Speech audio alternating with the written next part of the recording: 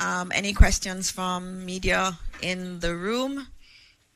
No questions. So I'm going to ask the questions then, since no one has questions. Evan, tonight, what should we expect? Again, just tell them tonight. There are people who are out there. There's still people doing preparatory work. And we want to know, can they continue to do it? When do they need to come in? And again, when will conditions deteriorate so that no one should be on the road? Okay, thank you for that question. The conditions will gradually be deteriorating this evening. We've already experienced some of that deterioration over southern parishes. Also in the east, we've experienced an increase in cloud cover, an increase in rainfall over the areas, and more intense rainfall taking place. Originally, it would just be some incidents of light rainfall that occur over sections of the country. Now we're seeing more moderate rainfall occurring over sections of the island. We have not come into that large mass that surrounds the eye yet, but that is what is progressing across Jamaica, and so we expect that the intensity will gradually increase as we go through tonight. We'll also be continuing to experience strong winds, tropical storm force winds moving across the country, mainly over southern parishes first, but then moving over to northern parishes as the center moves closer to the coastline. Also, as we go through the night, we also are expecting that we will have hurricane force winds beginning to impact, starting with the southwestern part of the island and then progressing across to central parishes. We're not expecting that the hurricane force winds will actually get all the way to the eastern end of the island, but tropical storm force winds will continue. The hurricane force winds extend only 45 kilometers or 30 miles from the center of the system. So if you're outside of, say, 50 kilometers from that center as it moves, your experience is going to be mostly tropical storm force winds. Don't take it too lightly. That can also produce quite a bit of damage, and the rainfall that's associated with the system will still be very much that you could have flooding in any area of this country. So expect all of that as we go through the night. The hurricane conditions will get, of course, increasingly intense as we get into the morning hours of Tuesday. Thank you very much, Evan. I don't see any other questions. You've heard it. It's still Category 5. Oh, there is one question. Can we get the microphone to someone who never asks questions?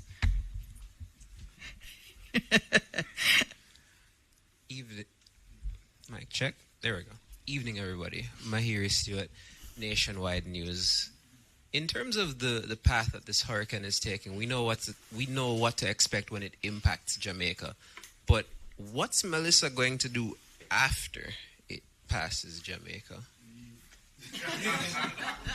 Okay, that's a good question. And actually, because we are our brother's keepers and we have a number of neighbors in the Caribbean area that we need to pay attention to and also, keep their interests at heart.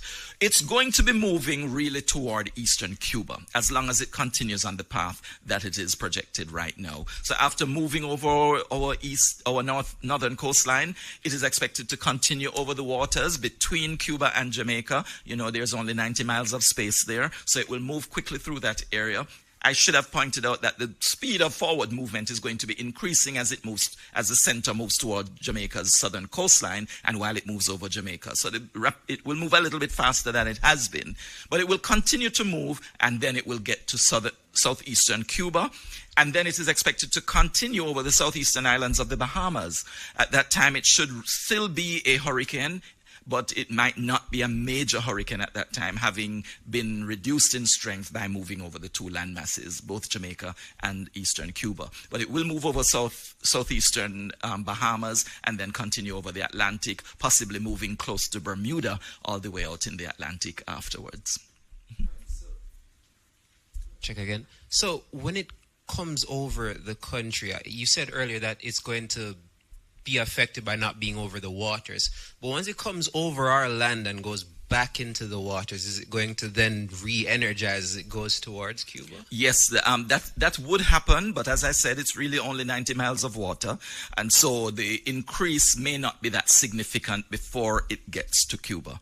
And then it would exit Cuba and then pick up more speed with much more water area than land area as it goes through the Bahamas and over into the Atlantic. It may pick up a little bit more strength, but then it would be, again, moving into cooler waters at this time where it wouldn't be able to get much stronger. We're not expecting it to, again, regain Category 5 hurricane force. Thank you. Thank you, Evan. You know, earlier we were doing longitude and latitude, and we heard a word from Evan that I'm not used to hearing, and so I had to look it up using AI, of course, and it was recurvature. He said it many times, recurvature, so I had to look it up.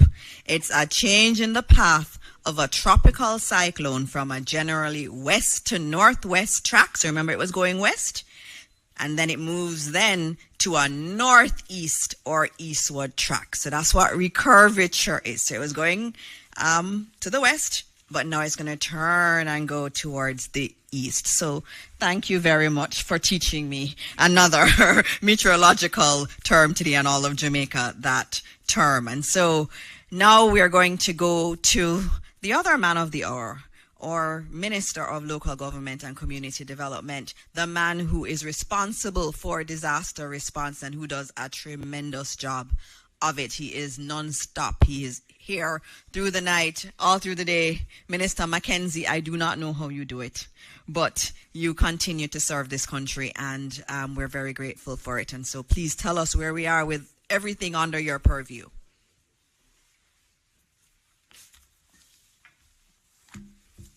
Thank you, Minister. You have been doing a good job yourself.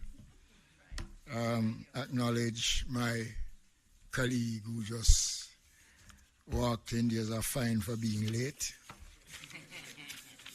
And to acknowledge the members of the support team, the JDF, the police, the Jamaica Fire Brigade, the Red Cross, and all the other entities, chairman of the board, members of the media.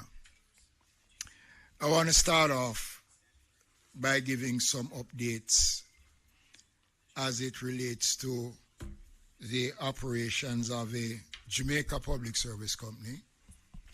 And as you have been told by Mr. Thompson, that the southern part of the island is experiencing some challenges as we speak.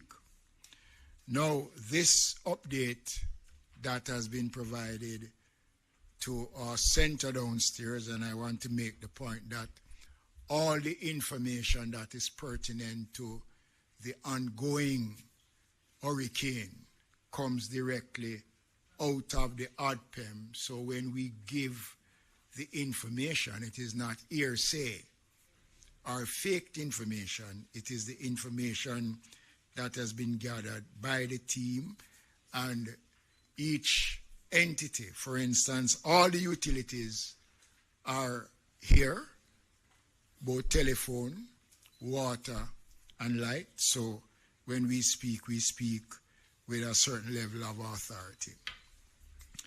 A total of some 50,000 persons are without light in the following parishes as we speak: Portland, St. Thomas, St. Elizabeth, Manchester.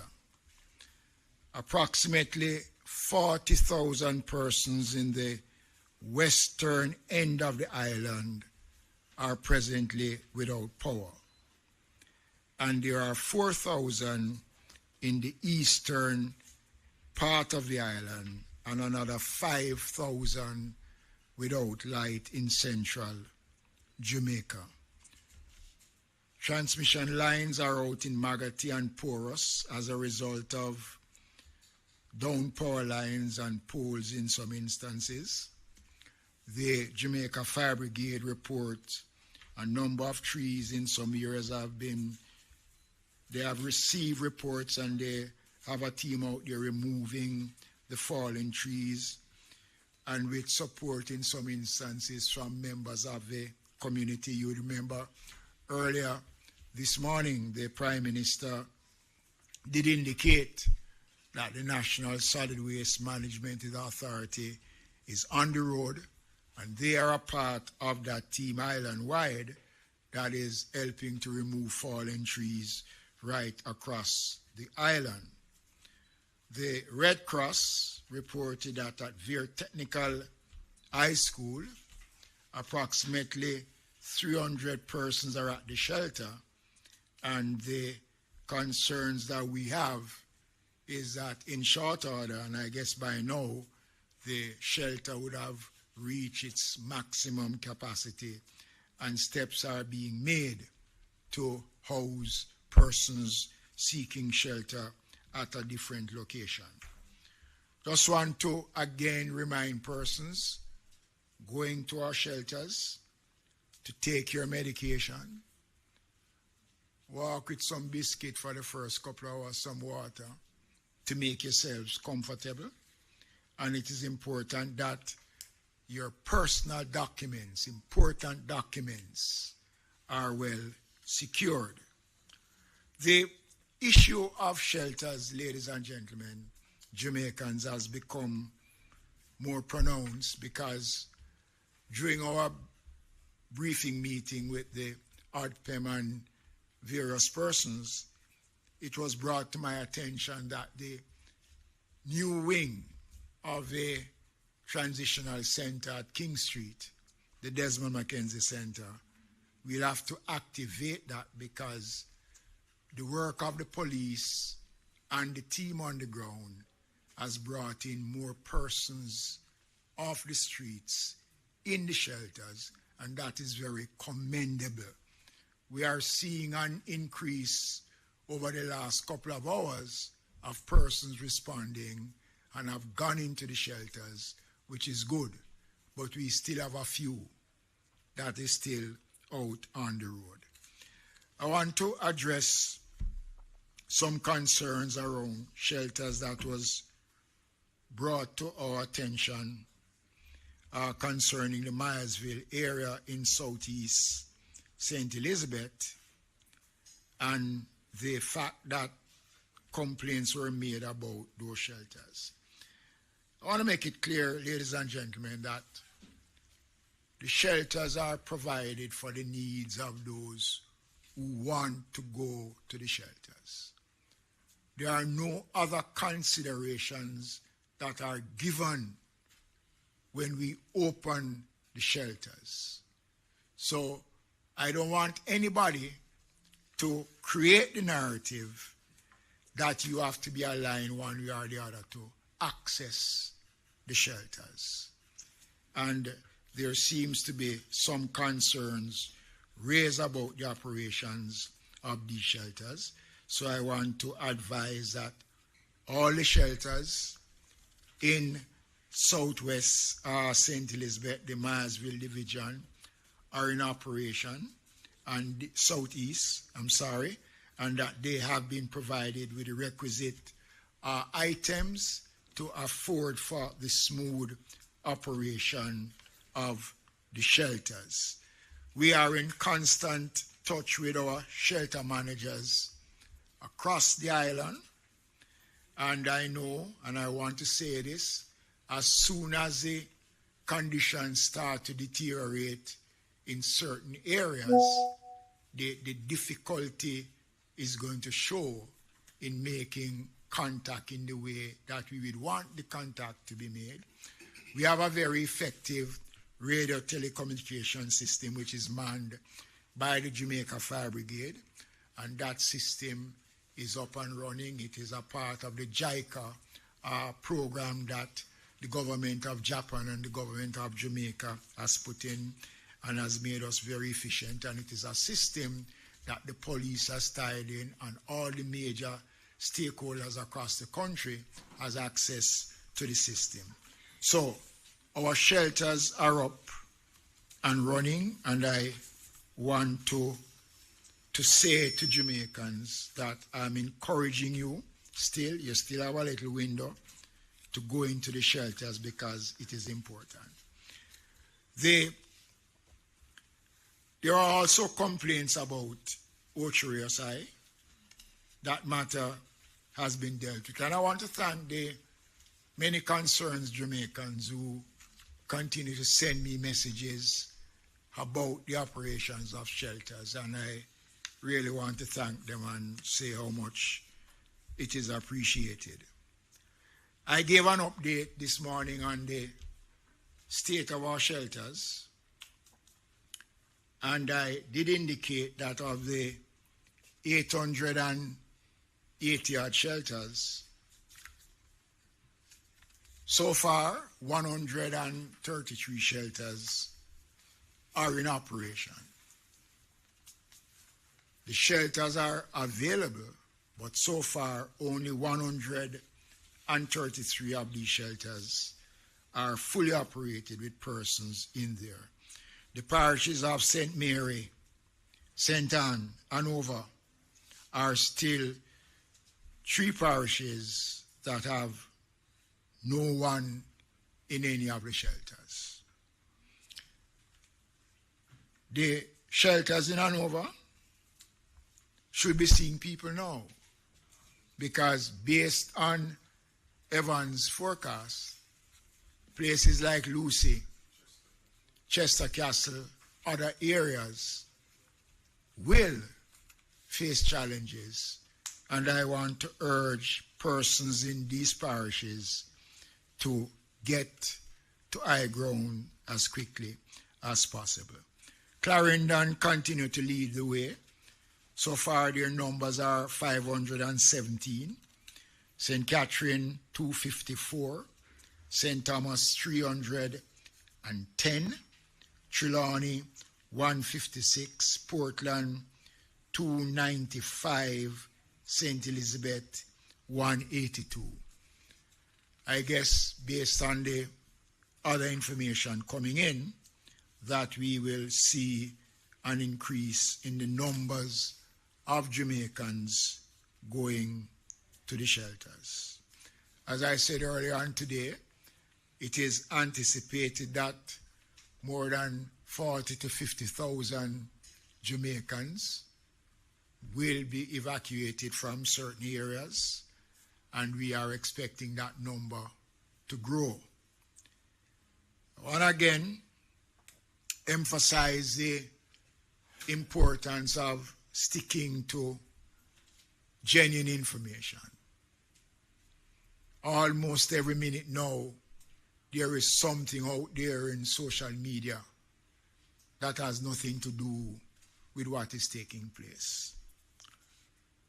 There is concerns that persons who genuinely wants to go to shelters are being convinced by others that it makes no sense that they go to the shelters. And many people have been told that you are safer at home than in our shelters. My first experience of a major hurricane at this level was Matthew in 2016, just shortly after I became the minister. And it was a testing time. Fortunately, Matthew changed course. But over the years, we have developed a system to improve the quality of our shelters. And I will not deny that some of our shelters might not meet the expectations of Jamaicans. I've said it before, the shelters are not a 5-star hotel. 90% of our shelters are schools, which were not really built for that purpose. And over the years, we have converted some of our shelters, some of the schools, into proper shelters. And we'll be rolling out over the next couple of years, starting next year, to improve on our shelters, because we are looking at the changes that are taking place in terms of our climate-related issues. And therefore, as a country, as a government, we have to move, and we have to make the kind of investment that will ensure that our citizens are comfortable in what we say and will respond to the issues when it arises. So, am I feeling better? still not feeling better. When I look at Westmoreland, again, here's a parish that flooding is the norm. Now we are expecting excess rainfall, record high rainfall. So it means that flooding will become an issue. There's a community in Westmoreland, McNeil Lands, which for me is a major issue. And if anybody there is listening, I want to urge persons, to encourage you to leave these areas and find a place where you will be safer. It makes no sense. And in closing, I want to, again, as I have been doing since these briefings have started, it is better to take that step than to pay that price. Don't worth it. This government is committed to work with every single Jamaican after the passage of Melissa to help to restore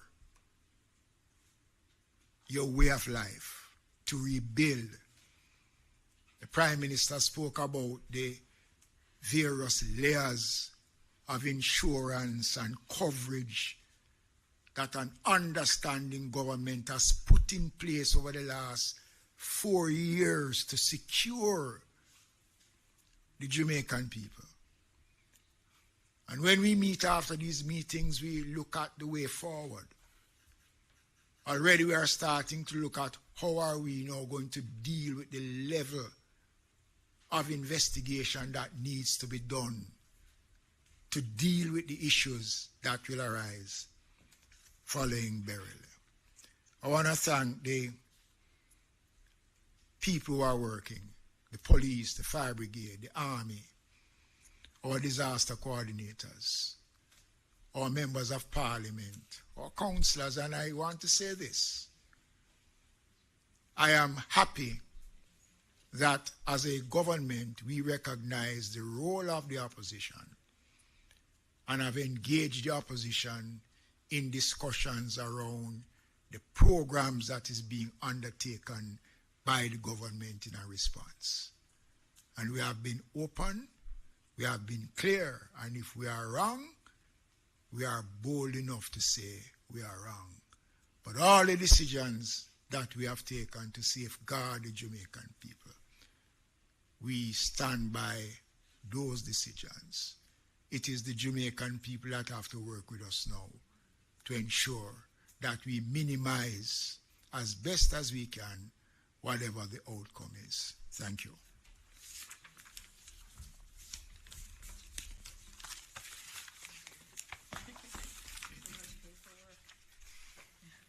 You see all the reports. Yes, you see all the reports that he has, and I have to acknowledge the head of ODPEM, Mr. Richard Thompson, who is also working really hard. Thank you, Richard. All right, so up next we have Minister Tufton. I know there are some other questions for Evan Thompson that we got online. They really have questions for you. They want to know more. We'll get to those after Minister Tufton speaks, our Minister of Health and Wellness.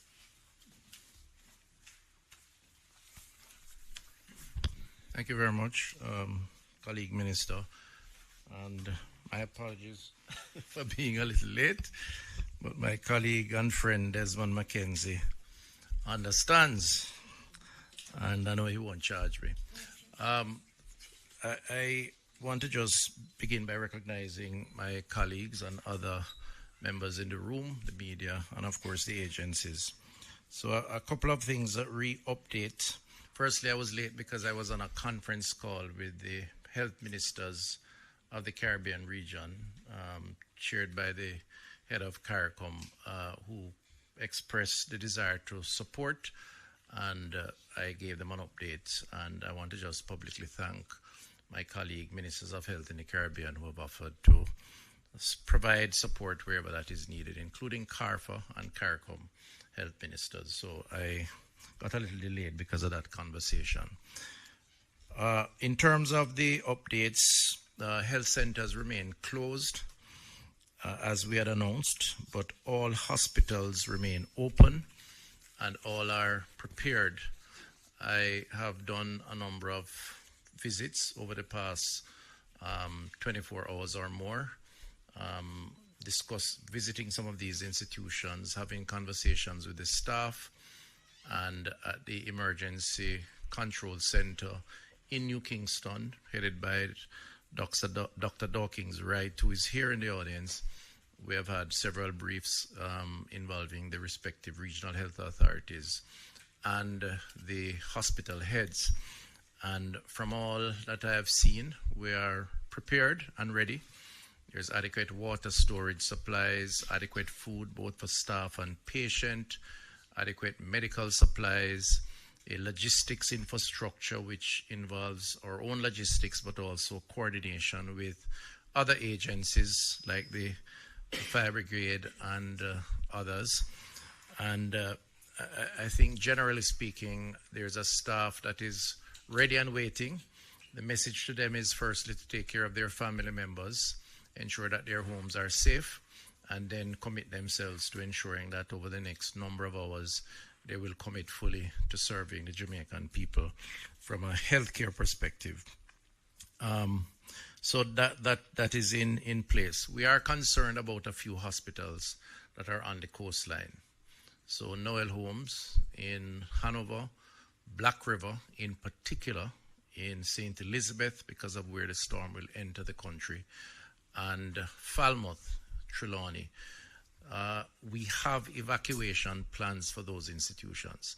So today we started some evacuation efforts out of Black River.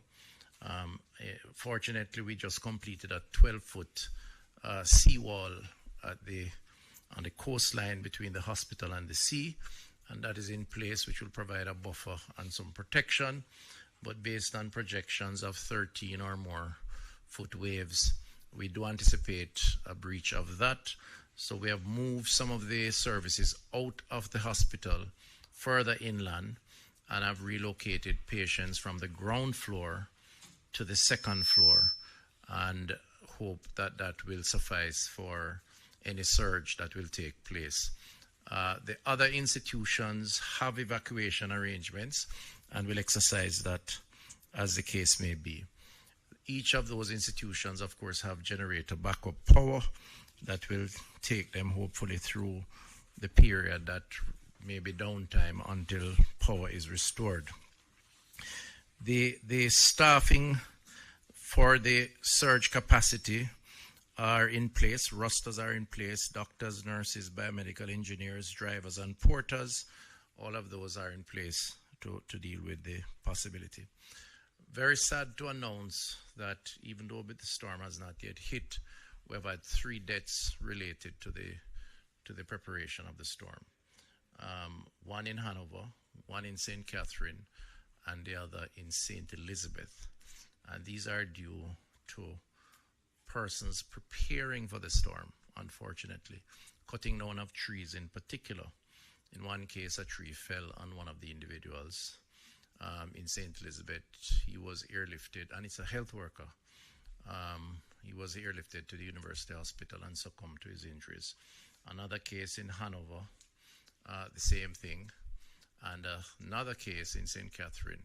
In one of the cases, there was an electrocution, as is reported to me, linked to the cutting down of trees. There have been about 13 other injuries linked to preparation, most of which are linked to persons falling off ladders or rooftops, trying to prepare for the storm. I just want to use the opportunity to urge Jamaicans, firstly, to express condolences to the family members who have lost loved ones, and the health system will provide support as necessary to those individuals. But to also urge Jamaicans, we understand the need to prepare, but we urge extreme caution in that preparation. If you need help, call for help. but be careful that you protect yourself even in the preparation, because already we're seeing the tragedy of lives lost. In terms of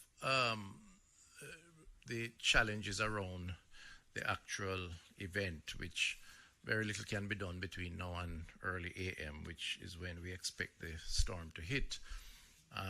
Outside of the preparation of the institutions, and we urge those home to ensure that they have adequate drinking water, because turbidity can impact quality of water.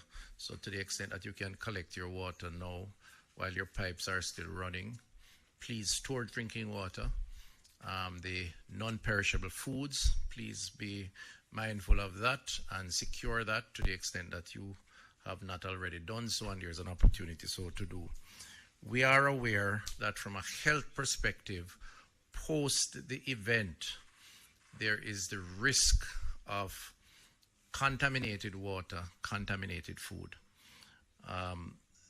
The ministry, part of the discussion I had today with the public health team, we have just about 600 of them.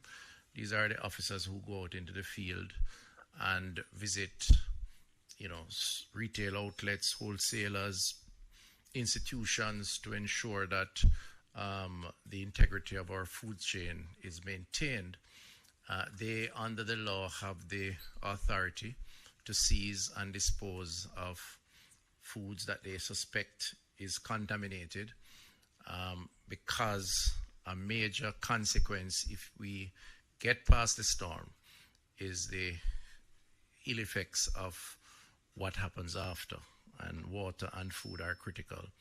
So I just want to remind retailers, sellers of food, that they should put whatever is necessary in place to ensure that whatever is perishable is protected, but also to say that the team will be out in the field right after to examine and to ensure that the food supply remains intact, and they do have the law on their side to protect consumer safety.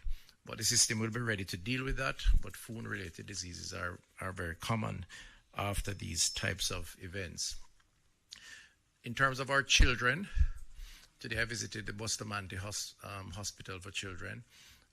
The key to our children is to provide them with psychosocial support during this period. The last major event we've had close to this one is 37 years ago, Hurricane Gilbert. And it is a frightening experience for those who have not experienced this kind of storm, wind and rain and flooding and so on. So we want to encourage our parents or adults or guardians to give our children some extra support, and where they need help, please give them that support. Guide them as it relates to the after event exposure to water. They're always going to be tempted to go outside and play into the puddles of water, which oftentimes may be contaminated because of the runoff. Solid waste will be an issue naturally, because people throw things all over. The water will bring it to the lowest point, and there will be a concentration of pollutants within that particular environment and space. The other issue is the mental health challenge within our society coming out of the trauma related to this. There are many persons who will be anxious, would be uncertain, be scared. We are beefing up our mental health facility. Just to remind you of our helpline, 888 New Life. That's 888-639-5433 and 876-838-4897. We're encouraging persons to use the lines if you need to talk to someone. We have members manning those lines on standby, and we'll provide whatever support that we can give. There are vulnerable populations in the society that we are mindful of. The older population who are chronically ill, those who require medication for their hypertension, diabetes, other forms of chronic illnesses. The NHF, I've had a meeting with the NHF, They are prepared to provide information and support. They are also prepared to deliver medication once the storm would have passed. And we're putting in place some creative ways to maneuver the obstacles that we would likely encounter after the storm. And what we would ask persons to do is to keep in touch using the One Love helpline, 888 One Love, for the vulnerable populations to be given whatever support they can. The final point I'd raise is the issue of persons volunteering to give support. So in disasters of this kind, because of who we are and the generosity of our diaspora, as well as just general the globe, there's going to be a lot of offers to provide support. It's going to be important for us to ensure that that support is coordinated and that it is properly organized. Now, I know that ODPM and Minister Mackenzie will provide whatever channels of contributions and the management of that process. As it relates to health, we have put in place a mechanism through our charitable foundation and the National Health Fund to ensure that we are able to guide the type of support that may be needed in the immediate aftermath, the logistics of that support in terms of coming in, where it is stored, how it is distributed, because you can end up tripping over yourselves because everybody wants to help and there's no coordination around that help. So I just want to say that those who are offering to support the restoration from health's perspective, we will be happy to guide you and to provide you with the appropriate guidance as it relates to that. I want to close by thanking the healthcare workers. They are not unaccustomed to emergencies and to going beyond the call of duty. They have been very resilient and have really demonstrated their commitment to protecting the country. So I want to just use the opportunity on behalf of the government to thank them and to just ask them to continue on this trajectory and that they have our support in delivering and protecting the Jamaican people. Thank you. Thank you, Minister Tufton, for that. You actually answered every question that we had in the chat today. There were mental health questions, what's going on with the hospitals. You've answered everything without us even having to go to questions. So thanks to you and to the Ministry of Health team for all the work that you are doing. I am going to actually stop before the question and answer. I have some questions here that we need to go. Most of them are to you, Evan, that I need to ask. And there's one more I'm getting, Minister Tufton, from you. You'd have heard us speak of the National Emergency Operations Center, which is here. There are a lot of individuals that are there and they're working really, really hard. They're coordinating with the parish coordinators. You see them down there with their radios. They have a lot of equipment where they can easily be deploying resources across the country. They have trained for this. They have worked really hard on this. And so you've been hearing a lot from the ministers, but there are some really great patriots that are here. They've worked really hard for this country. And I just wanted to bring up the lead of some of those entities that are in our Emergency Operations Center here at ODPEM. Of course, I'm going to ask you if you could please stand here so that the cameras can pan to you, because Jamaica wants to know who you all are. And as I say your name, you can come up. And I'm going to probably go in that order. Commissioner Stuart Beckford from the Fire Brigade. Hi, Commissioner. How are you?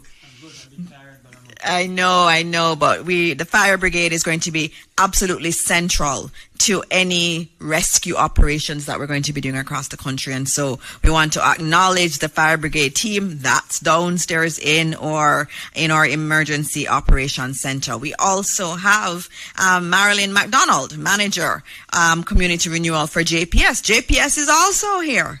So we know when things are down, and JPS is coordinating with us. We have other entities like the NWA and other groups too. And so thank you too and your team for being here. We also have, and you can all stay up here, you don't have to come down. They can pan out to you. We also have Commander Alvin Gale from the Jamaica Defense Force. They are here. You see the JDF gentlemen across the building. They are being led by you, and you're doing a fantastic job and just working to coordinate all the areas that JDF will help with in any type of recovery effort. JDF will be central to it. And so they're already here and doing coordinations from now. We also have Dr. Ellington from the JCF, superintendent from the JCF. The JCF is here too. They know what's going on. They know where there is danger. They're coordinating. They're getting their troops out as best as possible. The members of the JCF, the police force, will be out. They'll be deployed as necessary. So don't even think about it. I know what some people are thinking about the JCF. They are here. They're monitoring. They're out there and monitoring, and we can divert resources very easily. These are just some of the people that are working downstairs. Mr. Thompson, you should join them. ODPEM we cannot do this without ODPEM. ODPEM is really central to all of this. And they all have families. Look at them. They have families. And this is just a few of them. Downstairs is full. It's a lot of people in the room coordinating. And they are here for us. And I would like to also add someone who is not willing to come up. Rohan, come on up. You see Evan here all the time, but Rohan is really doing a lot of work. Rohan is here. He is always here. And he is the one that comes in the room and tells me, okay, the storm is starting to turn, or it's still going west. And so we have up to the minute information right here, and it goes out to the parish coordinators through these lovely people who are here. We also have Dr. Dawkins. Can you join from Minister of Health too? We have a Minister of Health rep here all the time. They come in shifts, but there's always someone from the Minister of Health. We are coordinating. So if we know there's a problem in a particular area and that we need to mobilize resources in a hospital, we can do so. Look at their faces. All working tirelessly for Jamaica, and we want to say thank you, thank you, thank you. Thank you all. All right. So, having said that, and thank you again, we are going to go to the questions. And I see some from Emily Shields. I'm going to give you all of yours, Evan, that I have. The first one was, and this is from Emily Shields, she wanted to know that the system, you said that the system is 100 miles away or south of the island. And she asked if it continues to move at 3 miles an hour. Yes, that's very slow. I can walk faster than that. Does that mean it will be about 33.3 hours before it makes landfall? Or how close to land must it be before hurricane force wind is felt? And someone else was asking, why has this moved so slowly? They want a little bit of lesson, meteorological class on why this would move so slow when we're used to hurricanes moving so fast. Evan? Okay, thank you very much for the questions, Emily. Let me explain, first of all, the reason for the slow movement is that the steering current is weak. Basically, there are some currents in the atmosphere that would generally steer the direction of movement of these systems. And it depends on a lot of the other features that exist at the same time. I spoke earlier about the high pressure centers, the low pressure centers, frontal systems.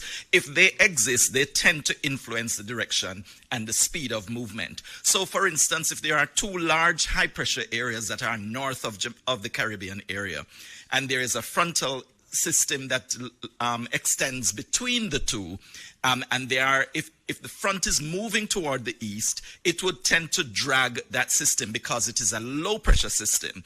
If there is nothing that is allowing it or causing it to be steered in that general direction, but you have the high pressure areas above it that are preventing it from moving, then it doesn't get a chance to move northward, which would be the normal recurvature that takes place, but it would continue to move west until it gets that chance to turn. So it really, the hurricanes generally move in that direction toward the west, but to the north, and making that recurvature. But if there is something blocking it, it will keep moving west, but not as decisively because it really wants to move north. And so that kind of explains it. So when it starts to move, it's because it gets that break. It gets a chance to move because what was blocking it is receding or moving out of the area. The next question was about the, the 33, yes, the speed of movement and why is, and does it mean that it will take 33 hours to get here?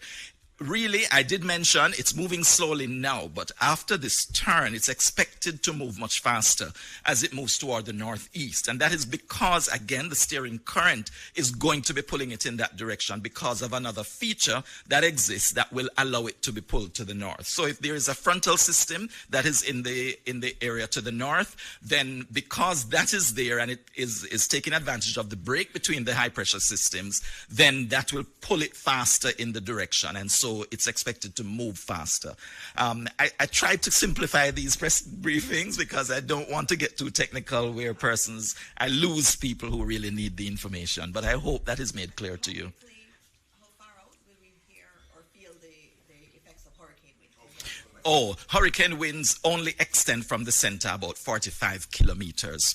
That's about 30 miles. So when it gets 30 miles from the coastline, that's when you start to feel those winds.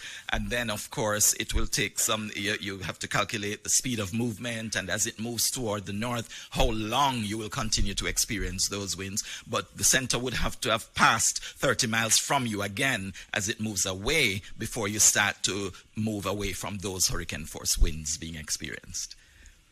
All right, thank you. Thank you very much. I have a question for Minister Tufton. It's on what should pregnant women do if you're in an advanced state of pregnancy and this hurricane is coming. What do you do? Do you head to the hospital? Do you stay home? What do you do? I'm told the answer is to call Minister Tufton. That's what Minister Mackenzie says, but I think there's a better answer to the question.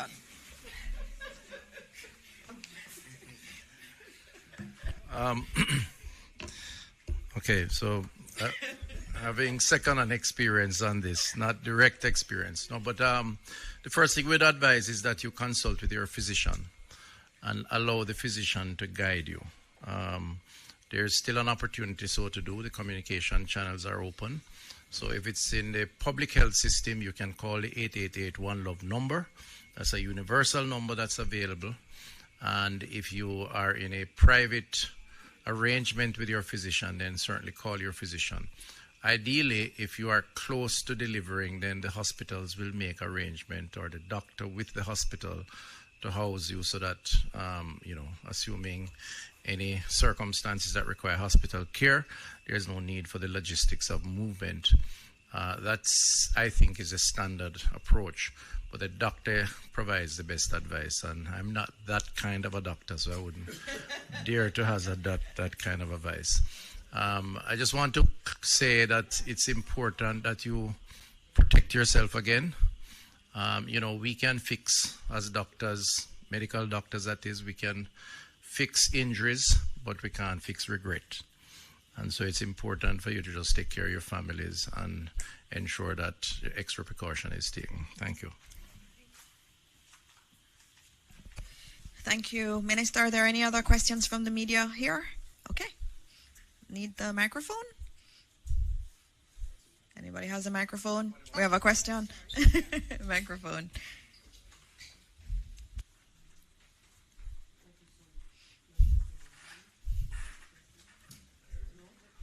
Is it on? Mike, okay, great. Good evening, everyone, ministers in the room. My name is Twyla Whelan, I am from the Jamaica Information Service. I have a series of questions, and these questions are not only from me, but from audience members viewing our live stream. So one of the first questions, I believe, would be to ODPEM, and it has to do with the website. It's showing that some sites, some shelters are closed. Is there any clarity that can be provided on this, or is it a case where some of them are up to capacity, or is there a glitch with the system? We just want to be clear. That's the first question. All right, he's going to answer. We're going to take the series together because we do know that some of our news stations need to break off now. Well, as you have heard from Minister, not all our listed shelters are open. At this point in time, shelters are open dependent on what is happening. We have a set number that is currently open, roughly 79.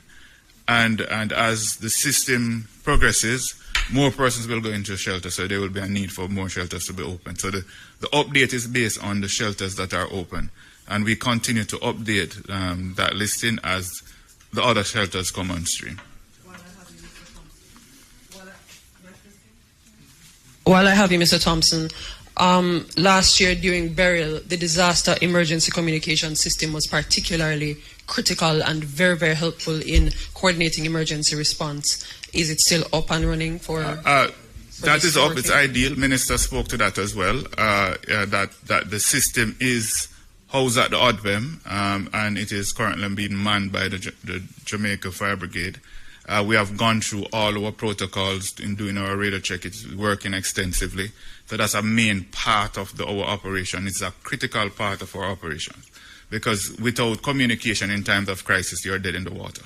So we have ensured that is a mainstay, and that is something that will be used extensively throughout the operation in response to Melissa. Perfect. And finally, from our viewers, they wanted to know what parishes would be first affected. The people on the live stream wanted to know which parish the storm is going to affect the most. Mr. Thompson? Which parishes would be affected the most? All parishes, first of all, will experience some impact from this system. This means heavy rainfall, this means strong winds, hurricane force winds, even affecting sections. The hurricane force winds will be restricted mainly to the western half of the island.